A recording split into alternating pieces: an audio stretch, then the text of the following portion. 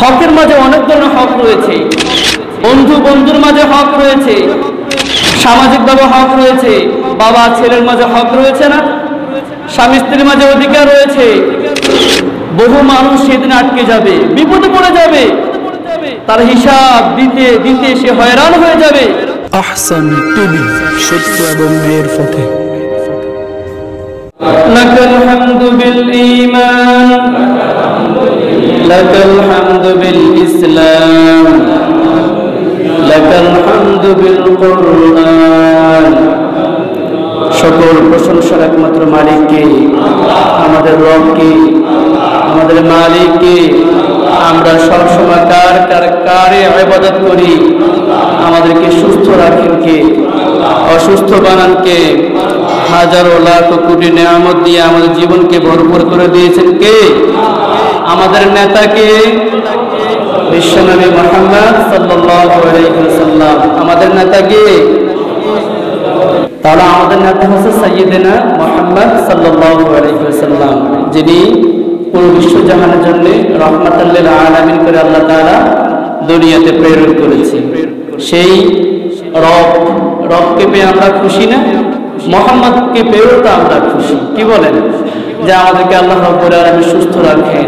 আমাদের মতো কত ভাই এখনো হাসপাতালে বেডে, বিভিন্ন জায়গায় বিভিন্ন কাজকর্মে ব্যস্ত হয়ে পড়ে আছে, নানান সমস্যায় ভুগতেছে। বহু মানুষ অসুস্থ হয়ে আছে। আমরা দোয়া করব। বিশ্বনবী আমাদেরকে দোয়া শিখিয়ে দিয়েছেন, তোমরা দোয়া করতে কারোর জন্য কার্পণ্য করবে না। নবীজি আমাদেরকে শিখিয়ে দিয়েছেন, যখন কোনো মানুষ অসুস্থ হবে তোমরা তার জন্য দোয়া করো বেশি করে। আল্লাহুম্মা রাব্বান নাস আযহিবিল বা'সা ওয়াশফিহি আনতা শাফি লা শিফাআ ইল্লা শিফাউকা শিফাআন লা ইউগাদিরু সাকুমান। সকল রোগ শেফাকারী একজন আছেন, তিনি কে? আলহামদুলিল্লাহ, আমরা আল্লাহর অশেষ মেহেরবানিতে আল্লাহর ঘরে আসতে পেরেছি, এজন্য শুকরিয়া আলহামদুলিল্লাহ। আমরা গত জুমাতে আলোচনা করেছিলাম বান্দার হক নিয়ে। একজন বান্দার প্রতি একজন বান্দার কি কি হক রয়েছে, কি কি অধিকার রয়েছে। যে সকল হকগুলা দুনিয়াতে মৃত্যুর পূর্বে যদি আদায় করে না যায়, তাহলে কালকে আমাদের কঠিন হাসর ময়দানে তার আমলনামে লম্বা নামাজের সিরিয়াল থাকবে, লম্বা সিয়ামের সিরিয়াল থাকবে, হজ করেছে হজের সওয়াব থাকবে, দান করেছে সদকা করেছে, সবকিছু থাকবে। এই সকল কিছু থাকার পরেও ওই বান্দা সেই দিন সবচেয়ে বড় অসহায় হয়ে যাবে, কারণ সে দুনিয়াতে বান্দার হকগুলো আদায় করে যায়। যদি বান্দার এর টাকা মেরে খেয়ে যায়, সেটা পরিশোধ করে না যায়, আর ওই বান্দা যদি তা মাফ না করে, তাহলে কাল কিয়ামতের কঠিন হাসর ময়দানে সেই 1 টাকার হিসাব দিয়ে, 1 টাকার নেকি দিয়ে তাকে জান্নাতে যেতে হবে, নতুবা কখনো সে জান্নাত সে কখনো চোখেও দেখবে না। ঠিক না? এই জন্য আমরা আল্লাহ তাআলার কাছে সব সময় বলতে হবে, আল্লাহ রাব্বুল আলামিন আপনি আমাদেরকে মৃত্যুর আগে আগে যেন বান্দার সকল ঋণ থেকে মুক্ত থাকতে পারি, সকল প্রকার কাজকর্ম থেকে যেন মুক্ত করে তারপরে যেন মৃত্যুবরণ করতে পারি। আল্লাহ তাআলা যেন আমাদের কবুল করে নেয়। ঠিক কিনা? হকের মাঝে অনেক ধরনের হক রয়েছে। বন্ধু বন্ধুর মাঝে হক রয়েছে, সামাজিকভাবে হক রয়েছে, বাবা ছেলের মাঝে হক রয়েছে না, স্বামী স্ত্রীর মাঝে অধিকার রয়েছে। আমাদের সমাজে এমন কিছু মানুষ রয়েছে, এমন কিছু গার্ডিয়ান রয়েছে, আমরা যখন জীবনের শেষ পর্যায়ে এসে যাই, আমরা আমাদের সম্পদ থাকে, জায়গা জমি থাকে, সেই সকল সম্পদগুলোকে আমরা ভাগ বটোয়ারা করে দেই। সবাই না, এমন কিছু মানুষ রয়েছে যারা তার হকগুলোকে ছেলের মাঝে বন্টন করে দেয়। এরকম লোক আছে না? বহু লোক রয়েছে আমাদের সমাজে, বহু লোক রয়েছে। তারা আল্লাহ অনেক জায়গা জমি দিয়েছে, 4 ছেলে 5 ছেলে, ওই 5 জন ছেলেকে তার সব জায়গা জমি লিখে দিয়ে দেয়। আর মেয়েরা কি বলে শুনবেন? মেয়ের বলে, মেয়ের মাথায় হাত দিয়ে বলে, মা তোর জন্য আমি দোয়া করে দিলাম, তোরে আল্লাহ চালাইব। এটা কি ন্যায় বিচার হলো? এটা কি অধিকার আদায় হলো? এটা বান্দার অধিকার। ছেলে যেভাবে আপনার সন্তান, ঠিক তদ্রুপভাবে মেয়েটাও তো আপনার সন্তান, নাকি? মেয়েটা আপনার সন্তান নয়? আপনি ছেলেকে সম্পদ দিলেন, মেয়ের জন্য দোয়া দিলেন, ইনসাফ হয়েছে? যদি আপনি দুনিয়াতে এই দোয়া করে যান কিন্তু পরকালে আপনি বাঁচতে পারবেন কাসিয়ামিন আসসালাতিন ওয়া যাকাতিন ওয়া হজ্জিন, আপনার নামাজ থাকবে, রোজা থাকবে, হজ থাকবে, যাকাত থাকবে, দান থাকবে, খয়রাত থাকবে, সব কিছু থাকার পরেও আতাদুরুমাল মুফলিস, কাল কিয়ামতে আমি আপনি বড় অসহায় হয়ে যাব, বড় অসহায় হয়ে যাব। এই জন্য আমরা যারাই যে প্রতিজ্ঞাবদ্ধ হয়েছি, আমরা অনেক মানুষ, সমাজের অনেক দায়িত্ববান ব্যক্তি, মানুষকে এই আশ্বাস দেই, এটা করি ওটা করি, আমি আপনাকে এটা করে দেব, আপনাকে আমি কলের ব্যবস্থা করে দেব, আপনাকে আমি চাউলের ব্যবস্থা করে দেব, রাষ্ট্রীয় কোষাগার থেকে আপনাকে আমি অনেক কিছু ব্যবস্থা করে দিয়ে যাব। তার আগে আপনার কাছ থেকে কিছু টাকা পয়সা নিয়ে যাওয়া হয়, 2000 টাকা, 1000 টাকা, 2500 টাকা, 5000 টাকা দিয়ে দেওয়া হয়, কিন্তু কোনো খবর নেই কোথায় তার চাউল, কোথায় তার সেই কল, কিচ্ছু খবর আছে? বহু মানুষ সেদিন আটকে যাবে, বিপদে পড়ে যাবে, তার হিসাব দিতে দিতে সে হয়রান হয়ে যাবে। একটা পর্যায়ে পাওনাদাররা সকল যখন তার সামনে চলে আসবে, তখন সকলের অধিকার আদায় করতে করতে সে একেবারে সওয়াব নেকি শূন্যহীন হয়ে যাবে। পাওনাদারদের গুনাহ তার মাথায় বোঝা হিসেবে তার মাথায় উঠিয়ে দেওয়া হবে, আর ওই সকল ব্যক্তিগুলোকে বলা হবে তোমরা চলে যাও, তোমরা জান্নাতে চলে যাও। আর এই ব্যক্তি, যে ব্যক্তি দেনাদার, সে চলে যাবে জাহান্নামের দিকে, নাউযুবিল্লাহ। অথচ বিশাল আমল করেছি না আমি। এই জন্যে আল্লাহ রাব্বুল আলামিনের হুকুমগুলো পালন করতে হবে। তার পাশাপাশি আমাদের দৈনিক জীবনে চলা ফেরা, উঠা বসায়, কাজকর্মে, লেনদেন, সামাজিক চলাফেরার মাধ্যমে আমরা অনেক দেনা করে থাকি, খরচ করে থাকি, ঋণ নিয়ে থাকি। এই সকল ঋণগুলা সবসময় আল্লাহর কাছে বলতে হবে, আল্লাহ আপনি আমাদের ঋণগুলোকে মৃত্যুর আগেই আদায় করে দিবেন। এবার প্রশ্ন হচ্ছে, আপনি কোনো ব্যক্তির কাছ থেকে ঋণ নিয়েছেন, অথবা আপনি ঢাকায় চাকরি করতেন, চট্টগ্রাম চাকরি করতেন, আপনি একই মেসে ছিলেন, আপনি আপনার বন্ধুর কাছ থেকে 5000 টাকা ধার নিয়েছিলেন, আপনি যে কোনো কারণে এলাকাতে চলে এসেছেন, দীর্ঘদিন তার সাথে যোগাযোগ নাই, ওঠা বসা নাই, কন্ট্যাক্ট নাম্বারের ব্যবস্থা নাই, এরপর আপনার মনে পড়েছে, হ্যাঁ রে আমি তো আমার এক ভাইয়ের 5000 টাকা দেনা পড়ে আছি। আপনি যখন তার খোঁজখবর নিলেন, খোঁজখবর নিয়ে দেখলেন যে ওই ভাই আর নাই, দুনিয়া থেকে চলে গেছে, মৃত্যু হয়ে গেছে। এখন আপনি কি করবেন? আপনি তার দেনা রয়ে গেছেন না? এই অবস্থা আমার আপনার করা উচিত কি? আমার আপনার কর্তব্য হবে যে আমি তার দেনা রয়েছি, ওই ব্যক্তির পরিবারকে খুঁজে বের করা, তার ভাই ব্রাদার আত্মীয় স্বজনকে খুঁজে বের করা, ওদেরকে খুঁজে আপনার টাকাটা বুঝিয়ে দিবেন যে এই টাকাটা আমি আপনার কাছে, আপনার ছেলের কাছে ঋণী ছিলাম, আমি সেটা পরিশোধ করে দিলাম। এখন আপনি পরিবার পরিজন কাউরে পান নাই, তাহলে কি করবেন? অনেক খোঁজাখুঁজি করেছেন কিন্তু কাউরে পান নাই। এই বিষয়ে ইসলামের যারা ইসলামিক স্কলার রয়েছে, বড় বড় আলেম রয়েছেন, তারা বক্তব্য দিয়েছে, তারা এভাবে বলেছেন আপনি এভাবে পরিশোধ করবেন। যদি আপনার তার কোনো তথ্য খুঁজে না পান, তাহলে ওই ব্যক্তির নামে, যে ব্যক্তি মারা গিয়েছে ওই ব্যক্তির নামে যদি আপনি 5000 টাকা দেনা থাকেন, তাহলে আপনি তার ডাবল 10,000 টাকা আপনি তার নামে আল্লাহর রাস্তায় সদকা করে দিবেন। আর আল্লাহকে বলতে হবে, আল্লাহ আমি এর বিনিময়ে কোনো পুরস্কার চাই না, এর বিনিময়ে আমি কোনো সওয়াব চাই না, তবে আমি যে আমার ভাইয়ের ঋণ রয়েছি, ভাই তো এখন দুনিয়াতে নাই, তার কোনো খবরও আমি জানি না, আমি নিজেকে দায়মুক্ত করার জন্য আমি তার জন্য দান করেছি, আমি তার ঋণটা পরিশোধ করে দিয়েছি, আপনি তার কবরে শান্তির ব্যবস্থা করে দিন। সুবহানাল্লাহ। আমরা যদি একটু নিরলায় চিন্তা করি, গবেষণা করি, মাথা হাত দিয়ে একটু ভাবি, তাহলে দেখা যাবে এইভাবে আমরা অনেক দেনা পড়ে আছি, অনেক অনেক দেনা পড়ে আছি।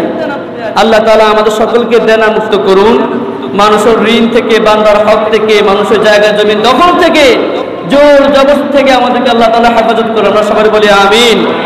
আজকে আমরা বিশ্বনবী মুহাম্মদ রাসূলুল্লাহ সাল্লাল্লাহু আলাইহি ওয়াসাল্লামের কিছু জীবনীমূলক কথাবার্তা বলবো। রাসূলকে আমরা কেমন ভালোবাসবো, কিভাবে আমরা রাসূলের আদর্শ গ্রহণ করব, কতটুকু ভালোবাসা আমরা পেতে পারি, তাকে আমরা কতটুকু ভালোবাসা দিতে পারি, ওই ব্যক্তি, ওই নবী, ওই প্রফেট মুহাম্মদ সাল্লাল্লাহু আলাইহি ওয়াসাল্লাম এই আমাদের জীবনে তার অবদান কেমন ছিল, তিনি জীবনে কেমন সুখ শান্তি অর্জন করেছিলেন, সেই সকল বিষয়ে আমাদের ভালোবাসার কর্তব্য দায়িত্ব কতটুকু হওয়া দরকার সে বিষয়ে ইনশাআল্লাহ আজকে আমরা আলোচনা করব। আমি সূরা আলে ইমরানের 31 নম্বর আয়াত তেলাওয়াত করেছি। আল্লাহ রাব্বুল আলামিন এই আয়াতে বলেন, কুল ইন কুনতুম তুহিব্বুনাল্লাহ ফাত্তাবিউনি ইউহিব্বুকুমুল্লাহ ওয়া ইয়াগফির লাকুম যুনুবাকুম আল্লাহু গফুরুর রহিম। কুল, হে নবী আপনি বলে দিন, ইন কুনতুম, যদি তোমরা চাও, তুহিব্বুনাল্লাহ, আল্লাহকে ভালোবাসতে। কাকে ভালোবাসতে? যদি তোমরা আল্লাহকে ভালোবাসতে চাও, ফাত্তাবিউনি ইউহিব্বুকুমুল্লাহ, ফাত্তাবিউনি, তোমরা আমি নবী মুহাম্মদ সাল্লাল্লাহু আলাইহি ওয়াসাল্লামকে অনুসরণ করো। সুবহানাল্লাহ। যদি আল্লাহর ভালোবাসা পেতে চাই, কাকে অনুসরণ করতে হবে? কথা বলতে হবে। আপনারা জাগুন আছেন? কথা শুনেন তো, একটু বলতে হবে, কথা বলতে হবে। যদি আমরা আল্লাহকে ভালোবাসতে চাই, তাহলে আমরা কাকে অনুসরণ করতে হবে? মুহাম্মদ সাল্লাল্লাহু আলাইহি ওয়াসাল্লামকে অনুসরণ করলেই পরে আল্লাহ রাব্বুল আলামিনকে আমরা ভালোবাসতে পারবো। আল্লাহ তাআলা বলেন, ইউহিব্বুকুমুল্লাহ, যদি তোমরা আমার রাসূলকে অনুসরণ করো, ইতাআত করো, তবে তোমরা আমাকে ভালোবাসতে পারবে। ওয়া ইয়াগফির লাকুম যুনুবাকুম আল্লাহু গফুরুর রহিম। আর যদি আল্লাহর হাবিব সাল্লাল্লাহু আলাইহি ওয়াসাল্লামের অনুসরণ করে আল্লাহর ভালোবাসা পরিপূর্ণ হাসিল করতে পারি, আল্লাহ রাব্বুল আলামিন আমাদের জীবনের সকল গুনাহ খাতাগুলো maaf করে দিবেন। সুবহানাল্লাহ। আল্লাহু গফুরুর রহিম, তিনি সবচেয়ে বেশি ক্ষমাশীল, তিনি সবচেয়ে বেশি দয়ালু। সবচেয়ে দয়ালু কে? সবচেয়ে ক্ষমাশীল কে? দুনিয়াতে অন্যায় করলে তার কাছে বারবার ক্ষমা চেতে হয়, তার পায়ে ধরা লাগে, এরপরে ক্ষমা পাওয়া যায়। আর আল্লাহ বলে, তোমরা আমাদের চাও, আমি তোমাদের ক্ষমা করে দিব। দুনিয়ার মানুষের কাছে আমরা চাইলে মানুষ বেজার হয়ে যায়, আর যদি আল্লাহর কাছে চাই, আল্লাহ কি হন? আল্লাহ খুশি হয়ে যান। উদউনি আস্তাজিবু লাকুম। আল্লাহ তাআলা বলে, বান্দা তোমরা আমাকে কাছে ডাকো, আমাদের চাও, আমাকে তোমরা আহ্বান করো, আমি তোমাদের ডাকে সাড়া দিব, তোমাদের প্রয়োজনগুলোকে আমি মিটিয়ে দিব। সুবহানাল্লাহ। সেই মুহাম্মদ সাল্লাল্লাহু আলাইহি ওয়াসাল্লামকে কেমন ভালোবাসতে হবে? আজকের সমাজে বিশ্বনবীকে গালি দেয়, বিশ্বনবীর চিত্র নিয়ে ব্যঙ্গন করা হয়, বিশ্বনবীকে অপমান করার চেষ্টা করা হয়। সত্যিকার মুসলমান যদি দাবি করতে হয়, বিশ্বনবী মুহাম্মদ সাল্লাল্লাহু আলাইহি ওয়াসাল্লামকে হযরতে আবু বকর রাদিয়াল্লাহু তাআলা আনহুর মতো ভালোবাসতে হবে। হযরতে আবু বকর রাদিয়াল্লাহু তাআলা আনহু বিশ্বনবীকে কিভাবে ভালোবাসতেন? মক্কায় যখন বিশ্বনবী দাওয়াতি কার্যক্রম শুরু করলেন, কাফেরদের যন্ত্রণা, কাফেরদের অতিষ্ঠ হয়ে, কাফেরদের যন্ত্রণাতে নিয়ে অতিষ্ঠ হয়ে আল্লাহ রাব্বুল আলামিনের নির্দেশ ক্রমে তিনি মদিনায় হিজরত করতে চলে যাচ্ছিলেন। রাত্রেবেলা হযরত আলী রাদিয়াল্লাহু তাআলা আনহুকে বিশ্বনবী মুহাম্মদ রাসূলুল্লাহ সাল্লাল্লাহু আলাইহি ওয়াসাল্লামের ঘরে রেখে বললেন, আলী আমি মদিনার দিকে যাচ্ছি, তুমি আমার ঘরে বসবাস করো, ঘরে থাকো। এর আগে হযরত মুহাম্মদ সাল্লাল্লাহু আলাইহি ওয়াসাল্লাম আবু বকর রাদিয়াল্লাহু তাআলা আনহুকে বললেন, আবু বকর আমি মদিনায় হিজরত করব, সফর করব, তুমি হবে আমার সফর সঙ্গী। আবু বকর রাদিয়াল্লাহু তাআলা আনহুর দরজায় যখন বিশ্বনবী গিয়ে এইভাবে দরজায় কড়া নাড়লেন আর বললেন, আবু বকর, সালাম দিলেন, বললেন আবু বকর। আবু বকর বলার সাথে সাথে আবু বকর রাদিয়াল্লাহু তাআলা আনহু বললেন, লাব্বাইক ইয়া আল্লাহ ইয়া রাসূলুল্লাহ, আল্লাহুম্মা লাব্বাইক ইয়া রাসূলুল্লাহ। ওগো আল্লাহর হাবিব, আমি উপস্থিত, আমি হাজির। এই কথা বলে তিনি দরজা খুলে দিলেন। বিশ্বনবী মুহাম্মদ রাসূলুল্লাহ সাল্লাল্লাহু আলাইহি ওয়াসাল্লাম বলেন, আবু বকর তুমি ঘুমাওনি? তোমাকে আমি এক ডাক দিলাম, তুমি উঠে গেলে, তুমি উপস্থিত হলে দরজা খুলে, তুমি ঘুমাওনি?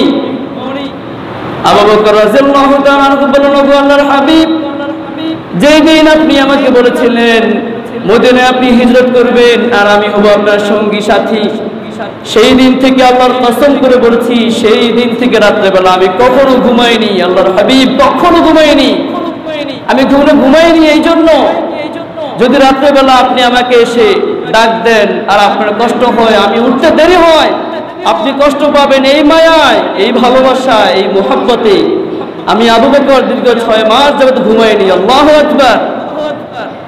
আবু বকর রাদিয়াল্লাহু তাআলা আনহু বললেন, আল্লাহর হাবিব আমি রেডি, আপনি চলেন।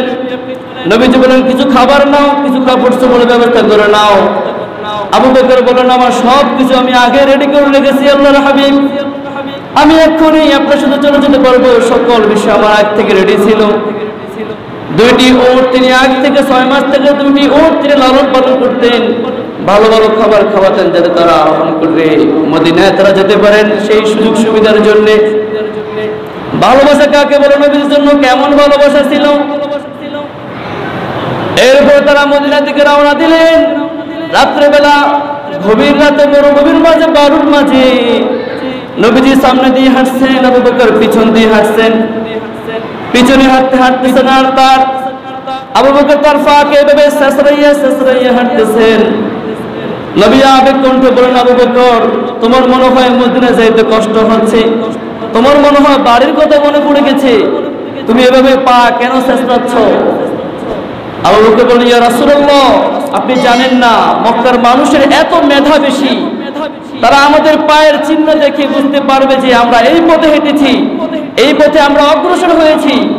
এই জন্যে আমি আবু বকর আপনার পায়ের ছাপগুলোকে আমি মুছে দিচ্ছি, যাতে কোনো কাফের বেঈমান মুশরিক আমাদের পায়ের চিহ্ন তারা বুঝতে না পারে, তারা যেন বুঝতে না পারে যে আমরা এই পথে অগ্রসর হয়েছি। আল্লাহু আকবার। নবীকে তারা মারবে, আক্রমণ করবে, হামলা করবে। নবীকে আক্রমণ থেকে বাঁচানোর জন্য আবু বকর রাদিয়াল্লাহু তাআলা আনহু এই পদক্ষেপ গ্রহণ করলেন। সংক্ষেপে বলেছি আবু বকরের ভালোবাসা কেমন ছিল, আর আজকে আমাদের ভালোবাসা কেমন? আমরা নবীকে ভালোবাসি তো? নবীকে আমরা ভালোবাসি? কেমন ভালোবাসি বলেন? আমরা নবীকে ভালোবাসি এতটুকু বললে হয়ে যাবে? নবীজির মিলাদ, নবীজির সিরাত, প্রত্যেকটা কাজ বাস্তবায়ন আমাদের দেহের মাঝে, আমাদের পরিবারের মাঝে, সমাজের মাঝে বাস্তবায়ন করতে পারলেই পরে আমরা বলতে পারি যে আমরা সত্যি নবীকে ভালো। আমাদের বয়স অনেকের অনেক হয়ে গেছে, 40 পের হয়ে গেছে, 50 পের হয়ে গেছে, এখনো আমাদের অনেকের মুখে দাড়ি নাই, আছে এখনো আমাদের অনেকের মুখে দাড়ি নাই। তা আমরা নবীর কেমন ভালোবাসি বলেন তো? নবীর জন্য সুমাইয়া রাদিয়াল্লাহু তাআলা আনহা জীবনকে শেষ করে দিয়েছেন। হযরতে বেলাল হাবশী রাদিয়াল্লাহু তাআলা আনহু জীবন শেষ করে দিয়েছেন ইসলামের জন্য। হযরতে তালহা ইবনে উবাইদুল্লাহ বদরের ময়দানে যুদ্ধ করতে করতে নবীকে বাঁচানোর জন্য তার গায়ে 80টার উপরে তীর তিনি নিয়েছিলেন, শুধু নবীকে বাঁচানোর জন্য। নবীজির গায়ে একটা তীরও পড়তে দেয় নাই। তাদের ভালোবাসার আমাদের ভালোবাসা কত ডিফারেন্স বলেন? আজও আমরা দাঁড়িয়ে রাখতে অসুবিধা। দাঁড়িয়ে রাখতে বললে অনেকে বলে হুজুর চাকরির জন্য অপেক্ষা আছি। আপনি 40 বছর বয়সে এখন আপনি কি চাকরি করবেন? 50 বছর বয়সে এখন আপনি কি চাকরি করবেন? বিদেশ যাবে।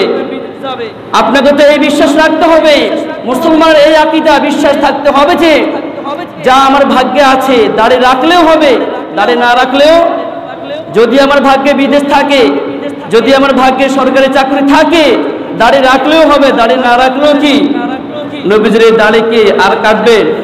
আর শেভ হবে?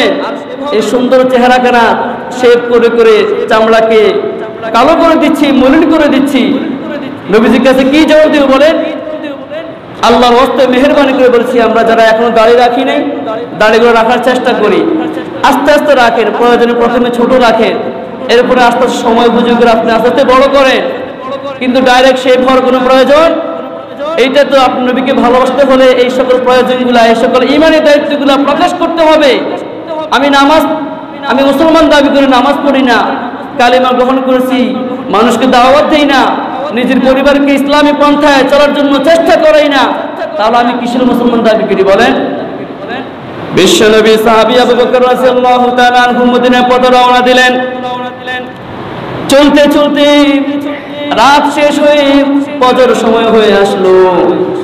ফজর নামাজ আদায় করলেন। তখন তারা বুঝতে পারলো যে কাফের মুশরিকরা তাদেরকে চতুর্পাশে ঘোরাফেরা করছে।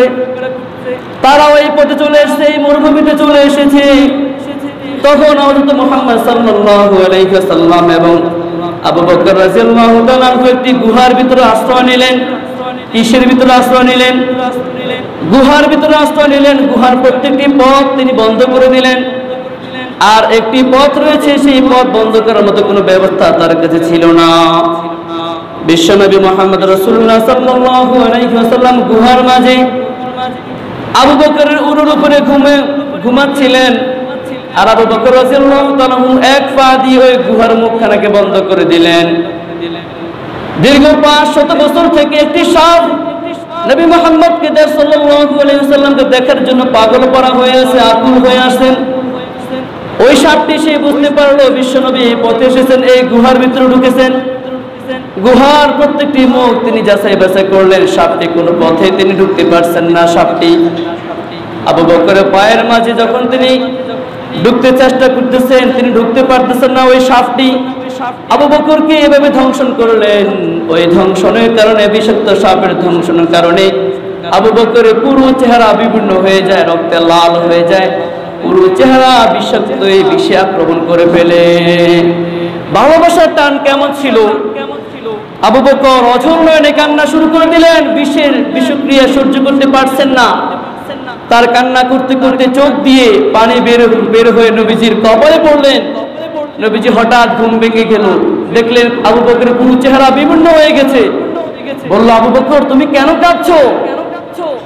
তোমার চেহারার এই অবস্থা কেন? নবী বললেন, আবু বকর বললেন, ইয়া রাসূলুল্লাহ, একটি সাপ আমাকে ধ্বংসন করেছে। আমি আপনাকে ডাকিনি, আপনাকে জাগাই নাই। যদি আপনি কষ্ট পান, আপনার ঘুমের ব্যাঘাত ঘটে, এই জন্য আমি আপনাকে জাগাই নাই, আপনাকে ডাকিনি। নবী মুহাম্মদ সাল্লাল্লাহু আলাইহি ওয়াসাল্লাম তার মুখের থুতু থেকে একটু থুতু আবু বকর রাদিয়াল্লাহু তাআলা ওই ক্ষতস্থানে পায়ের মাঝে লাগিয়ে দিলেন। সাথে সাথে তার সকল বিষগুলো ভালো হয়ে গেলেন। সুবহানাল্লাহ। এখানে ভালোবাসা কি ছিল? নবীর প্রেমে পড়ে, নবীকে ভালোবেসে বিষাক্ত সাপের ধ্বংসন খেয়েছে, তবু নবী কষ্ট দিয়েছেন, তবু নবীর কষ্ট দেন নেই। আজকের বিশ্বে, আজকের গোটা বিশ্ব নবী মুহাম্মদ সাল্লাল্লাহু আলাইহি ওয়াসাল্লামকে কষ্ট দিয়ে যাচ্ছে। মানুষের আচার আচরণ, চলাফেরা, কাজকর্ম রাসূলকে নিয়ে গালিগালাজ করেছে। রাসূল নাকি ছিলেন নারী লোভী। রাসূল 11টা বিয়ে করেছেন, এই জন্য তারা বলে রাসূল নারী লোভী ছিলেন। রাসূলকে অকথ্য ভাষায় গালিগালাজ করে। কিন্তু আমরা বেঁচে থাকার পরও আমরা তাদের কিছু করতে পারি? কিচ্ছু করতে পারতেছি না। আরো অনেক কথা রয়েছে, আমি সংক্ষেপে মূল বিষয়ের দিকে চলে যাচ্ছি। বিশ্বনবী ভালোবাসাকে বোঝাতে গিয়ে আমি এই ঘটনাকে উল্লেখ করেছি। বিশ্বনবী মুহাম্মদ রাসূলুল্লাহ সাল্লাল্লাহু আলাইহি ওয়াসাল্লাম তার জীবদ্দশায় কখনো একটু শান্তি চাননি, কখনো আল্লাহর কাছে একটু আরাম চাননি, আয়েশ চাননি। শুধুমাত্র উম্মতের মায়ায় পাগল পারা হয়ে কান্নাকাটি করতেন। রাত্রের পর রাত্রি কাটিয়ে দিয়েছেন। কখনো তিনি নিজের আরামের জন্য, আয়েশের জন্য আল্লাহর কাছে একটু দোয়া করেন। সব সময় তিনি চিন্তা করেছেন, চেষ্টা করেছেন, আমি আমার উম্মতকে জাহান্নামের আগুন থেকে বাঁচাতে হবে। বিশ্বনবী মুহাম্মদ রাসূলুল্লাহ সাল্লাল্লাহু আলাইহি ওয়াসাল্লাম কিয়ামতের মাঠে যখন বিচার কার্যালয় শেষ হয়ে যাবে, বিচার কার্যালয় শেষ হওয়ার পরে বিশ্বনবী সাল্লাল্লাহু আলাইহি ওয়াসাল্লাম ওয়াকিফান ফি নিহায়াতিস সিরাত, ফুলসিরাতের নিকটে বিশ্বনবী দাঁড়িয়ে যাবেন। এরপর বিশ্বনবী সাল্লাল্লাহু আলাইহি ওয়াসাল্লাম ইনদা বাবিল জান্নাতি, আল্লাহর জান্নাতের দরজার সামনে দাঁড়িয়ে যাবেন। যখন তিনি জান্নাতের দরজার সামনে দাঁড়িয়ে যাবেন তখন তিনি দেখবেন আমার উম্মতের মাঝে এমন কিছু উম্মত জাহান্নামের দিকে চলে যাচ্ছে, যাদের হাত নেই, যাদের পা নেই, যাদের দেহতে কল্লাটা আলাদা হয়ে আছে। বিশ্বনবী তাদের জন্য কান্নায় ভেঙে পড়বেন, আল্লাহর কাছে দোয়া করতে শুরু করবেন, আল্লাহ ইয়া রাব্বি সাগলিম, ইয়া রাব্বি সাগলিম, ইয়া রাব্বি সাগলিম। ওগো আল্লাহ, ওগো দয়ালু মেহেরবান রহমান রহিম, আপনি আমার উম্মতের প্রতি দয়া করুন, আপনি আমার উম্মতের প্রতি মেহেরবান করুন। ইয়া রাব্বি সাগলিম। যে নবী মুহাম্মদ সাল্লাল্লাহু আলাইহি ওয়াসাল্লাম ছিলেন কিয়ামতের মাঠে আমাদের জন্য শাফাআতের কান্ডারি। দুনিয়ার ওই সময়ের কোন নবী কোন উম্মতের জন্য সুপারিশ করতে পারবেন না শুধুমাত্র বিশ্বনবী ছাড়া। বিশ্বনবী সেদিন শাফাআত লিআহলিল কাবাইর মিন উম্মতি, নবী মুহাম্মদ সাল্লাল্লাহু আলাইহি ওয়াসাল্লাম সেই দিন উম্মতের আযাবের কথা স্মরণ করে যখন দেখবে উম্মত জাহান্নামের দিকে চলে যাচ্ছে, আল্লাহর কাছে সুপারিশ শুরু করে দিবে, আল্লাহ আপনি আমার উম্মতগুলোকে বাঁচান। আউয়াল মান তানশাকু আনহুল আরদু, বিশ্বনবী সাল্লাল্লাহু আলাইহি ওয়াসাল্লাম মাটিতে সিজদায় পড়ে যাবে, জমিন থেকে মাথাকে উঠাবেন, আল্লাহর কাছে কাঁদতে শুরু করে দিবেন। বিশ্বনবী প্রথমে সুপারিশ করবেন, আউয়াল শাফিউন, আউয়াল মুশাফফিউন, ওগো আল্লাহ আপনি আমার উম্মতগুলোকে মাফ করে দিন, আপনি আমার উম্মতগুলোকে জাহান্নাম থেকে বাঁচাইয়া জান্নাতের দিকে নিয়ে যান। সুবহানাল্লাহ। কিয়ামত যখন শুরু হয়ে যাবে সকল মানুষগুলা পাগল পারা হন্য হয়ে যাবে। পুরো কিয়ামতের মাঠ থরথর করে কাঁপতে শুরু করবে, মানুষগুলা পাগল করা হয়ে যাবে। সকল মানুষ আল্লাহর কাছে বলবে, আল্লাহ, এই সূর্যের তাপ আমাদের আর সহ্য হচ্ছে না, আপনি আমাদের বিচার শুরু করে দেন, আপনি আমাদের আমলনামা হিসাব শুরু করে দেন, হয়তো আপনি আমাদেরকে জান্নাত দেন, নতুবা আপনি আমাদেরকে জাহান্নাম দিয়ে দেন। তবু এই সূর্যের মুখের তাপ, রৌদ্রের তাপটা আমাদের সহ্য হচ্ছে না। সূর্যের তাপে মাথার মগজগুলো টকবক টকবক করতে শুরু করে দিবে। সেই কঠিন মুহূর্তে বিশ্বনবী সাল্লাল্লাহু আলাইহি ওয়াসাল্লাম আল্লাহর কাছে আরজ করে বলবে, ইয়া রাব্বুল আলামিন, ইন্নী তাবাত দাওয়াতি শাফাআতুল লিউম্মতি। ওগো আল্লাহ, আমি যখন দুনিয়ায় ছিলাম আপনি আমাকে বলেছেন, হে আমার হাবিব, দুনিয়াতে আপনি কি চান আপনার উম্মতের জন্য, আপনার জন্য আপনি যা চাইবেন আমি আপনাকে তাই দিয়ে দিব। নবী সেই দিন বলেছিলেন, ইয়া রাব্বুল আলামিন, দুনিয়া আমার কিছু প্রয়োজন নেই, আমার যখন প্রয়োজন হবে সেই দিন আমি আপনার কাছ থেকে চেয়ে নিব, সেই দিন আমি আপনার কাছ থেকে চেয়ে নিব। সকল নবীরা তার উম্মতের জন্য চেয়ে নিয়েছেন, কিন্তু আমার নবী বিশ্বনবী মুহাম্মদ সাল্লাল্লাহু আলাইহি ওয়াসাল্লাম আমাদের জন্য দুনিয়াতে কিচ্ছু ছাড়নি। যখন কিয়ামতের এই ভয়ঙ্কর অবস্থা হবে, আমার নবীর উম্মতের অবস্থা করুণ হবে, সেই মুহূর্তে নবী করিম সাল্লাল্লাহু আলাইহি ওয়াসাল্লাম আল্লাহর কাছে আরজ করবে, আল্লাহর কাছে সুপারিশ করবেন, আল্লাহ রাব্বুল আলামিন নবীর সকল সুপারিশ গ্রহণ করবেন এবং আমাদেরকে আল্লাহর হাবিব সাল্লাল্লাহু আলাইহি ওয়াসাল্লামের সকল উম্মতকে জাহান্নাম থেকে বাঁচিয়ে জান্নাতের দিকে নিয়ে যাবেন। সুবহানাল্লাহ। নবী বলবেন, ফাহিয়া নাইলাতুন ইনশাআল্লাহ। আমি আল্লাহর প্রতি ভরসা রাখি, আমার উম্মতেরা আমি আল্লাহর প্রতি ভরসা রাখি, তোমাদেরকে আমি ইনশাআল্লাহ জান্নাতে না নিয়ে কখনো আমি জান্নাতে প্রবেশ করব। আর সেই উম্মত নবী আমাদেরকে জান্নাতে নিয়ে যাবেন বলে আমরা নামাজ পড়বো না, এমনটা নাকি? আল্লাহকে মানবো না, এমনটা নাকি? নবীকে নিয়ে ফ্রান্সে, নবীকে নিয়ে ডেনমার্কে, আমেরিকার মতো দেশ যদি আমার নবীর ব্যঙ্গচিত্র করে, সারা বিশ্ব যদি একত্র হয়ে নবীর চিত্রকে নিয়ে ব্যঙ্গ করে, বলেন নবীর কি একটু সম্মান আঘাত আসবে? একটু সম্মান আঘাত আসবে না। কারণ কি? আমার নবী তো কোনো চিত্রই নাই। আমি নবীকে দেখেছি, আপনারা দেখেছেন, ওরা দেখেছে, কেউ দেখে নাই, নবীর তো কোনো চিত্রই নাই। তাহলে তাদের এই চিত্র, তাদের এই ব্যঙ্গ করাকে আমাদের কোনো কিছু যায় আসে? তবে এখানে প্রশ্ন হচ্ছে, যদি আমরা তাদেরকে প্রতিহত না করি, প্রতিবাদ না করে থাকি, তাহলে ওরা বারবার এভাবে আমার নবীকে নিয়ে ব্যঙ্গ করতেই থাকবে। নবী যে সম্মান পুরো বিশ্বে রয়েছে, নবীর সম্মান যে দুনিয়া থেকে আরশ পর্যন্ত রয়েছে, এর প্রমাণ গত কয়েকদিন আগেই সারা বিশ্বের মানুষ দেখিয়েছেন না? আমরা যে নবীকে ভালোবাসি তারা প্রমাণ দেখিয়েছি। পুরো বিশ্ব ফ্রান্সকে বয়কট করেছে, তাদের পণ্যগুলোকে বয়কট করেছে।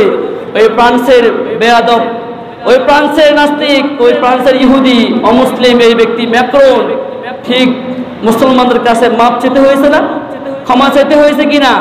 ক্ষমা চাওয়া লাগবে। এই জন্যে যত বিপদ আসুক, ঝড় তুফান আসুক, কখনো ইসলাম থেকে দূরে সরে যাওয়া যাবে, কখনো ইসলামকে ত্যাগ করা যাবে না, কখনো নামাজগুলো মিস করা যাবে না, কখনো আল্লাহকে ভুলে যাওয়া যাবে না। এইটাই আপনার ঈমানি পরিচয়।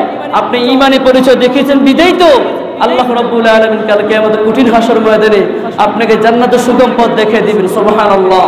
নবী মুহাম্মদ সাল্লাল্লাহু আলাইহি ওয়াসাল্লাম কিয়ামতের মাঠে বলবেন, তুবু লিমান রাআনি ওয়া আমানা বি, তুবু লিমান রাআনি ওয়া আমানা বি। নবী বলবেন, যে সকল সাহাবীরা, যে সকল মানুষেরা আমাকে দেখেছেন, আমাকে দেখে দেখে ঈমান এনেছেন, আমি তাদের জন্য দোয়া করি আল্লাহ রাব্বুল আলামিন যেন তাদেরকে জান্নাতে তওবা নামক গাছের ফলের দ্বারা তাদের জীবনকে ধন্য করে দেয়। সুবহানাল্লাহ।